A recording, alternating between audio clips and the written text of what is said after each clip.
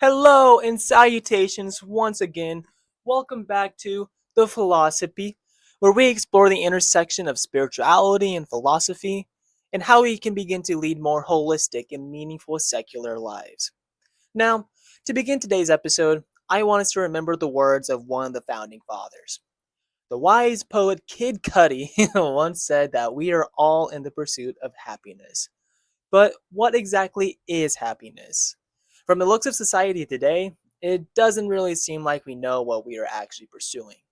With suicide, depression, and overdose rates on the rise without losing any steam, it seems that people are hopelessly lost today in the pursuit of happiness. There seems to be a common attitude in our culture that happiness is some far off distant promise, like a carrot being constantly dangled over us that we are never able to actually grasp. You often hear the phrase used, once I do X, or when I become Y, or when I get to Z, then I will finally be happy. But we all know deep down that's not really the case. John Stuart Mill once said that when you begin to ask yourself whether or not you're happy, you immediately cease to be so. Aristotle once proclaimed that happiness is an activity of the soul in accordance with virtue in the Nicomachean ethics. It is the common goal that nearly all humans strive towards, according to him. However, contrary to popular conception, happiness is not some state of emotion for Aristotle, but rather, happiness is only achieved when engaged in soul edifying activities. Happiness is not a noun, but a verb, similar to love, but that's a topic for another day.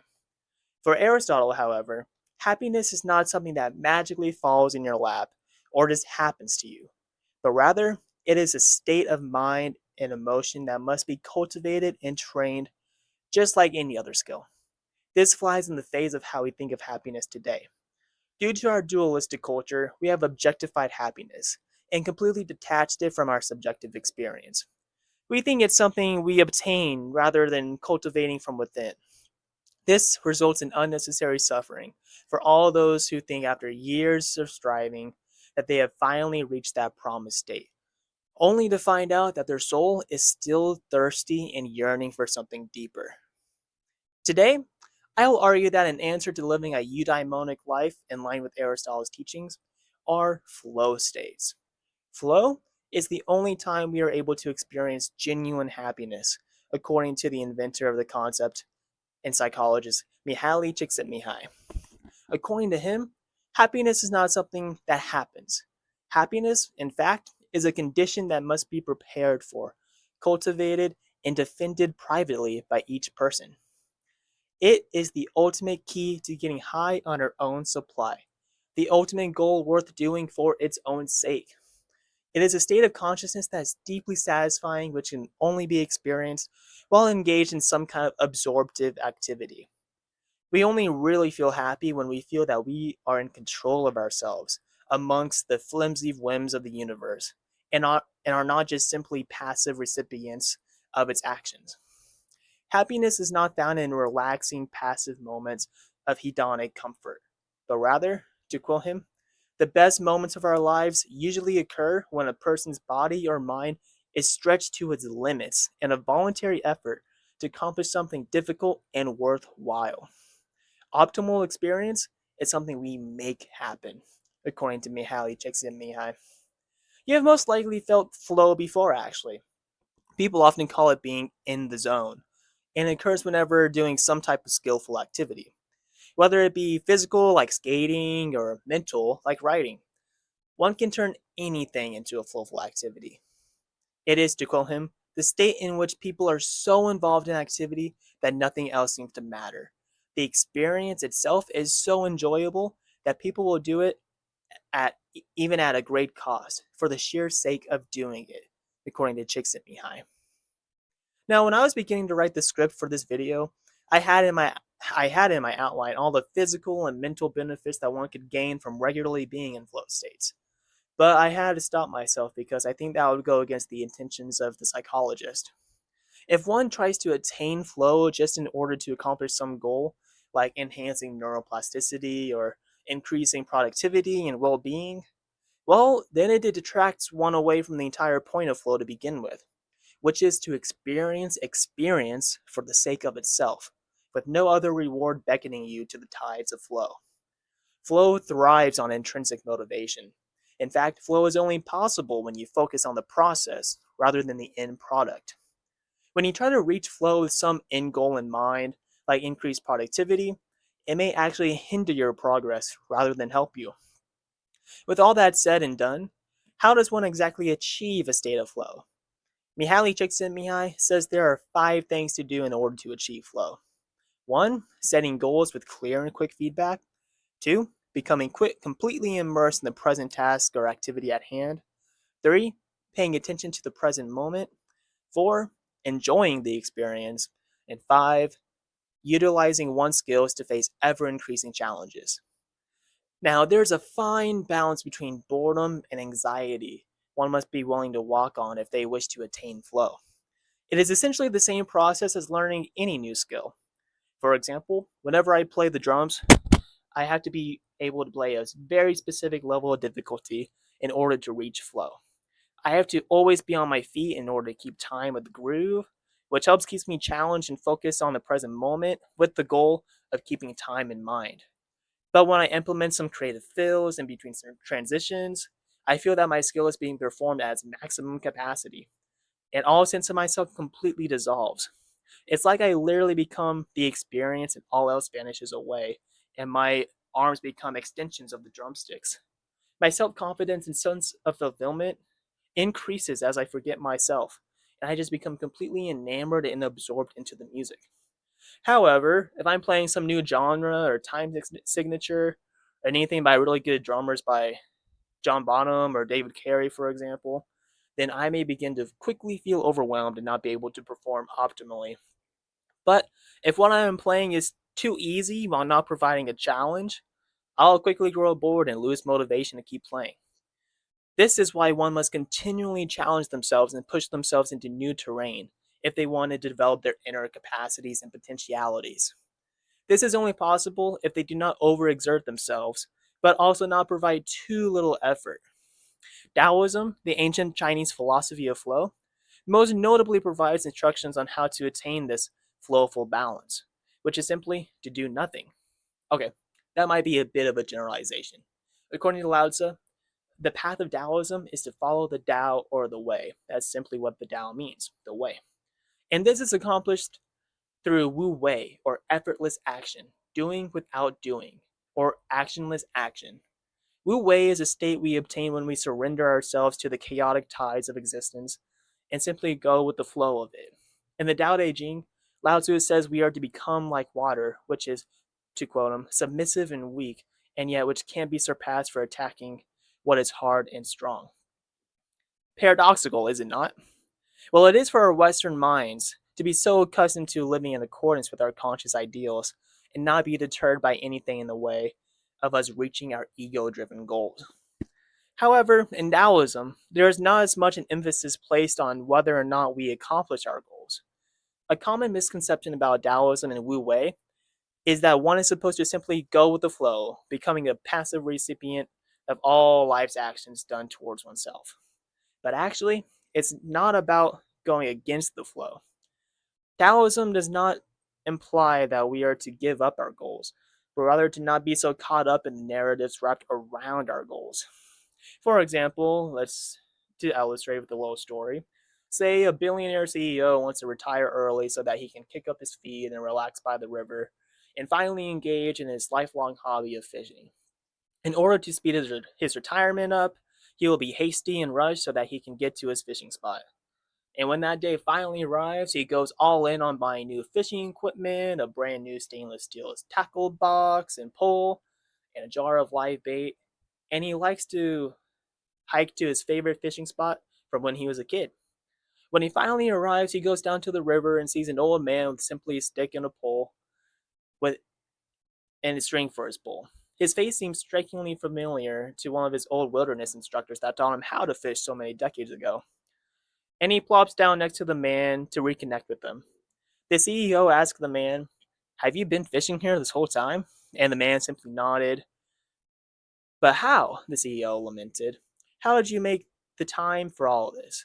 I had to make sure had enough to live off of my savings for retirement and make sure my company was in all good business before I could come down here. The old man simply said, "Why didn't you simply go fishing earlier? What was holding you back from this for so long?" The thing holding the CEO back was all the unnecessary mental effort he had to go through that he thought was crucial. He put up an unnecessary goal in his mind that he had to help his company before he could do what he really wanted to do and was passionate about, which was to fish. He could have used all that psychic energy that he used to focus on his company with his fishing if he just set aside the time and energy for it.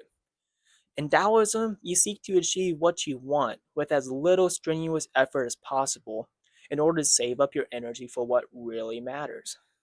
You do just enough to achieve the result, nothing more, nothing less. You follow the natural energies of life and try to ride its waves. You try not to put as little unnecessary interference in the process as possible, while simultaneously conserving your energy. One great example of flow in action, or should I say non action, is with the sport of surfing. Now, I've never had the fortune and opportunity to actually surf, but the idea behind it has always fascinated me. And it's a great metaphor for how Taoism can be seen in everyday life. When you are wading in the waters of the ocean, you're beholden to the forces of nature at play. You can't create a wave or conquer it when it arises. You have to wait, be patient, and move with the wave and not force the wave to bend to your will.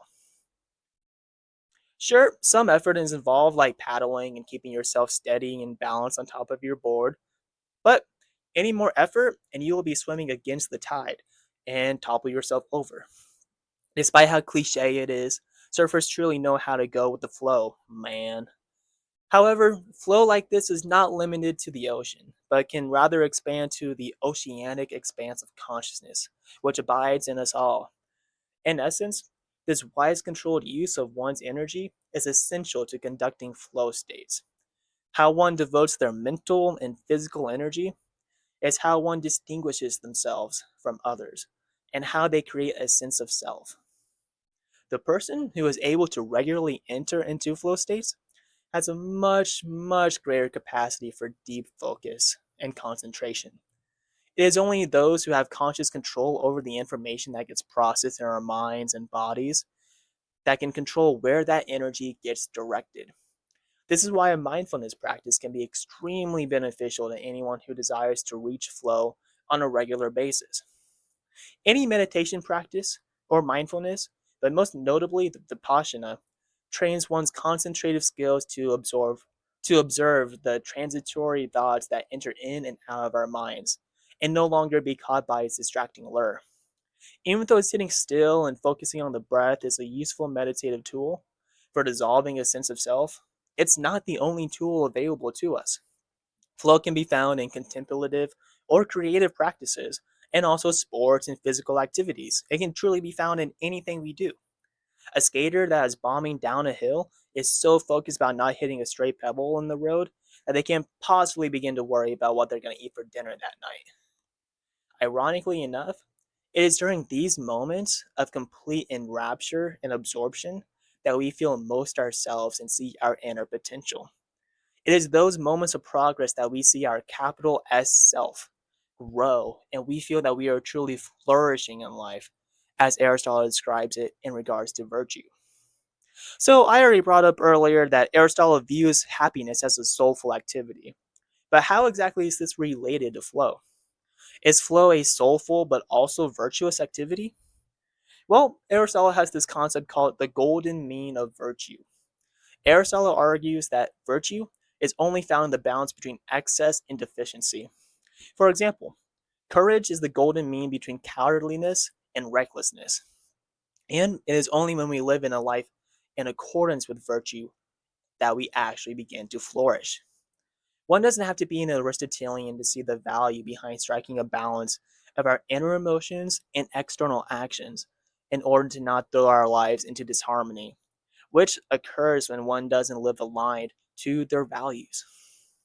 Similar to virtuous activities, flow's golden mean is only achieved in this balance between excess and deficiency. boredom, and anxiety.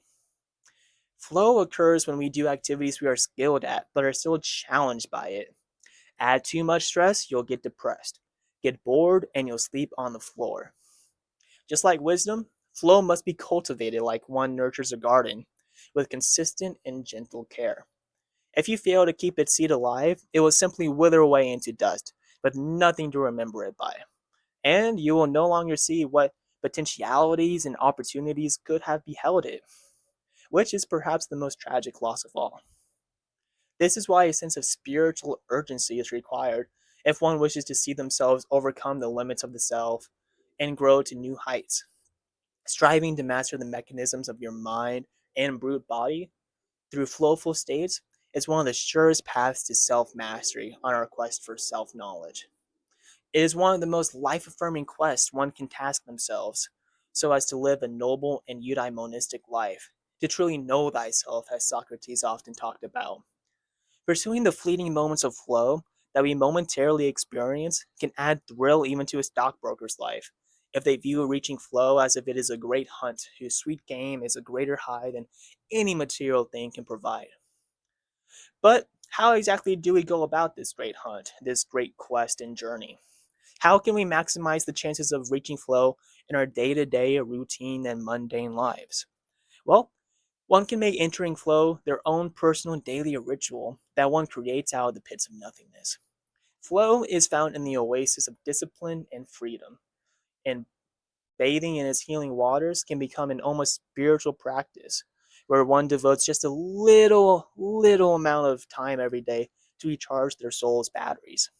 If one is able to harness their spontaneous expression of a creative act in a structured environment, it is possible to achieve flow in our daily routine lives, thereby giving us a sense of increased spiritual fulfillment. Like we talked about in the last episode of the podcast on the subject of being spiritual but not religious, or rather spiritual and philosophical, as I like to think of it, maximizing flow states is a great way to bring meaning, purpose, and structure to our lives.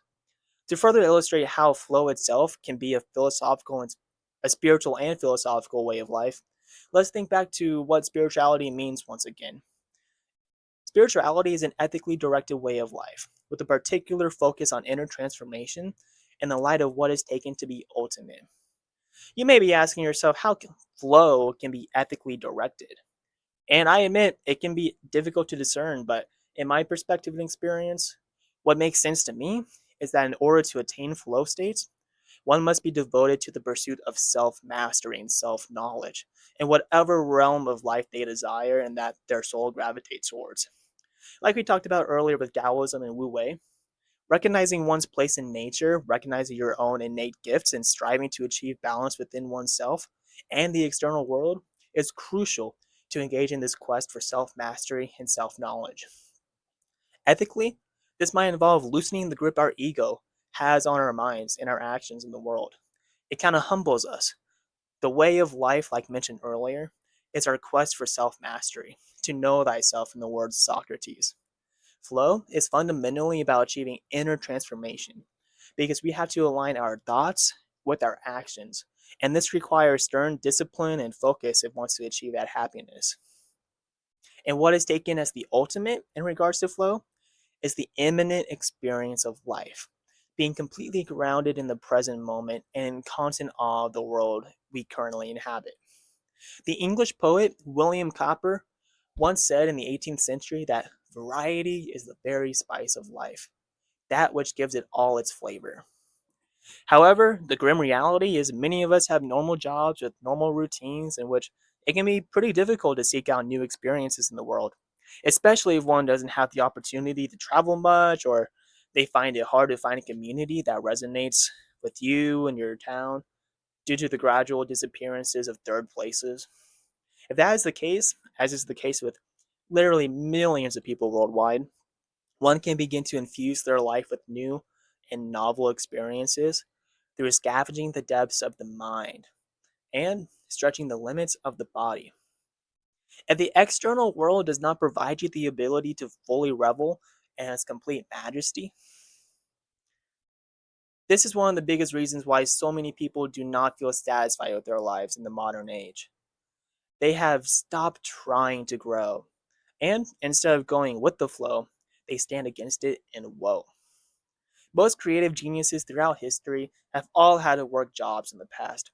Barely anyone in civilization has had complete free time and luxury and the leisure to develop their skills of the self.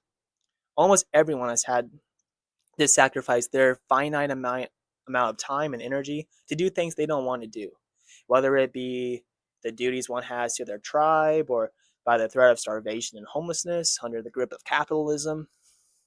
This is why it's utterly crucial to give yourself the opportunity to do the things you truly want to do despite the obstacles. It is the ultimate affirmation of self love and compassion, and it's what distinguishes a mediocre life from a meaningful life.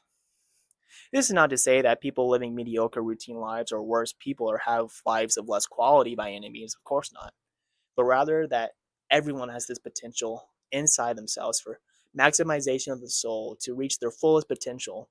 But due to internal and external restraints, they are held back from following the whims of their inner child and where their soul is passionate and wants to go to. To pursue the quest of self mastery is not only fulfilling, but it can serve as an inner rebellion against the absurd and alienating nature that capital labor forces up capital labor forces upon us all. According to Mihaly Csikszentmihalyi, if a person learns to enjoy and find meaning in the ongoing stream of experience, in the process of living itself, the burden of social controls automatically falls from one's shoulders. To end quote. If one wants to achieve this kind of freedom for oneself and then for all, one has to first develop an autotelic personality, according to Mihaly, one who finds joy in the process of the activity rather than external rewards. Now, what are the barriers that prevent so many from developing an autotelic personality in the modern world? And how does it block us on the path to self mastery? Perhaps the greatest barrier to reaching flowful states is the dissonant effect our attention economy has on our minds, leaving us in a state of psychic disorder. What is it to be in psychic disorder, though? Well, it occurs whenever information that conflicts with existing intentions distorts our sense of self and or distracts us from carrying them out. To quote him, whenever information disrupts consciousness by threatening its goals, we have a condition of inner disorder or psychic entropy, a disorganization of the self that impairs its effectiveness. Prolonged experiences of this kind can weaken the self to the point that it is no longer able to invest attention and pursue its goals. End quote. Our modern attention economy has taken hold of our attention in a hostage situation, where we are constantly being advertised to by dozens of brands and influencers, all with conflicting values that it prevents us from pursuing our own internal values. Our minds are pulled in every which direction, leaving us disoriented, and it makes us feel confused as to what our own values even are. Oftentimes, whatever the culture displays in front of our screens is what steadies us, even though it may only give us a weak foundation to stand on.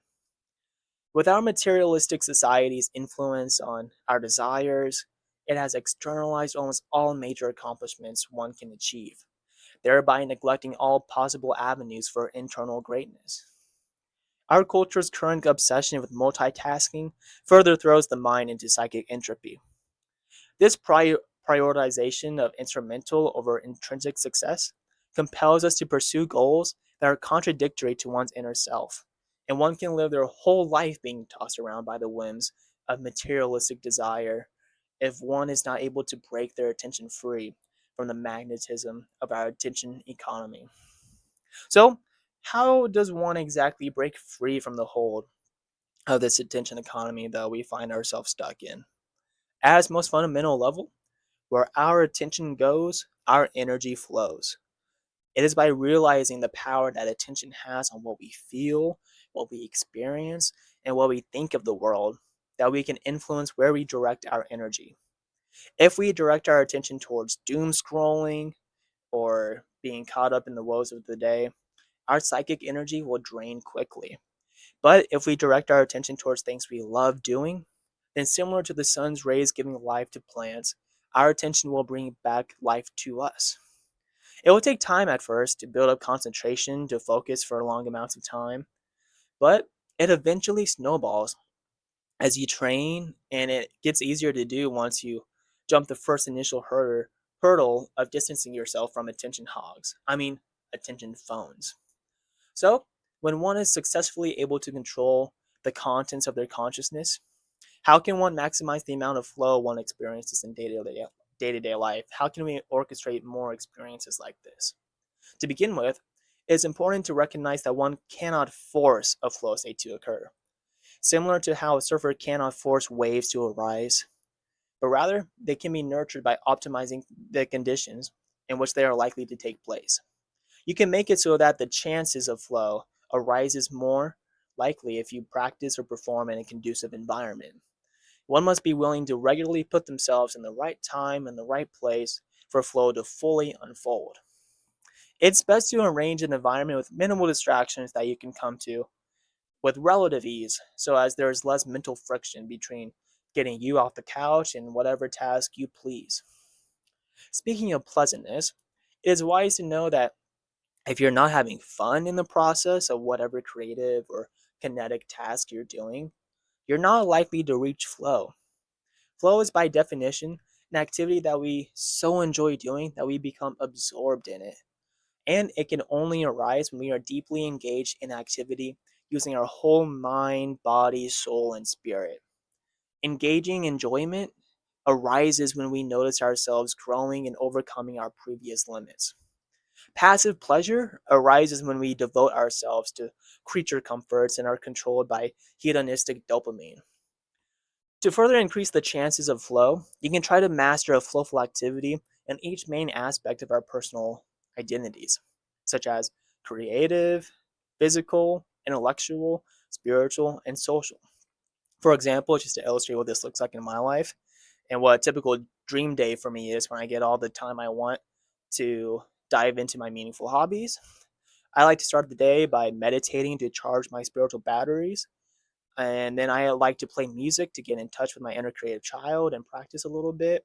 I like to write to flex my intellectual mind, and I like to play racquetball or hacky sack or spike ball with my friends to build my bod and bonds with my bros. Earlier, I already talked about trying to make flow a daily ritual, and this is an example of doing that. Consistency is greater than quality. Even if you're only able to do each activity for 5 minutes a day, that's better than doing nothing.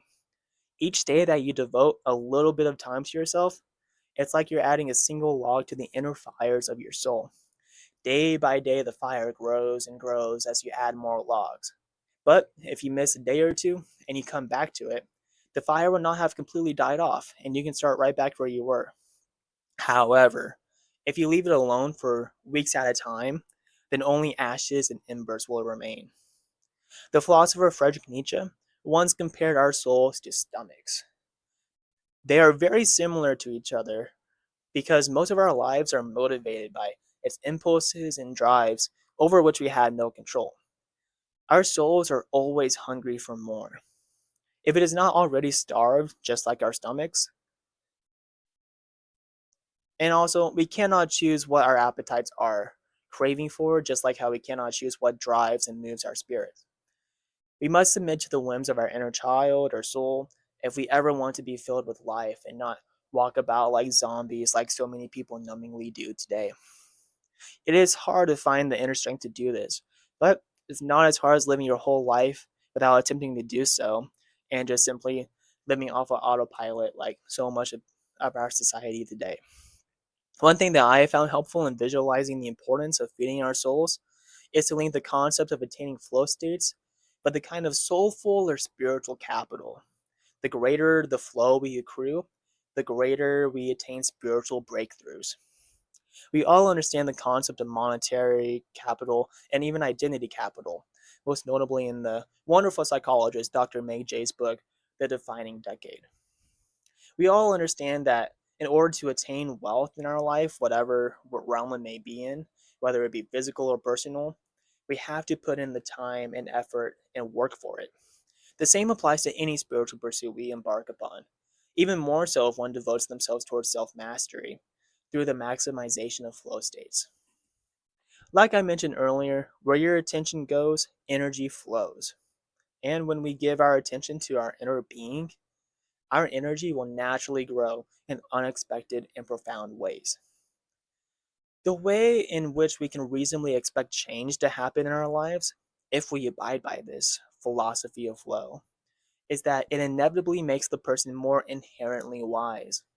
The philosopher and cognitive psychologist John Vervaeke from the University of Toronto ties flow to the cultivation of wisdom, which he defines as, to quote him, the ability to adaptively and insightfully navigate complex, ambiguous, and dynamic life situations, which is integral to the skillful cultivation of flow states. Flow trains us to act skillfully and adaptively in challenging situations, which can help foster traits like resilience, focus, and creativity, which is all essential for wisdom. End quote. In the meditative Vipassana tradition, contemplation is harmonious with flow states and results in insight naturally arising in us, as the immersive nature of flow facilitates novel connections of the workings and mechanisms of our mind, but also creative breakthrough. Vervaeke also explores the concept of self-transcendence in connection with flow states, in which individuals move beyond narrow ego identities to experience a broader connection with immanent reality, our community, or the transcendent cosmos. Because self-consciousness always diminishes when we feel at one with any activity which we engage in, which is essential for cultivating wisdom.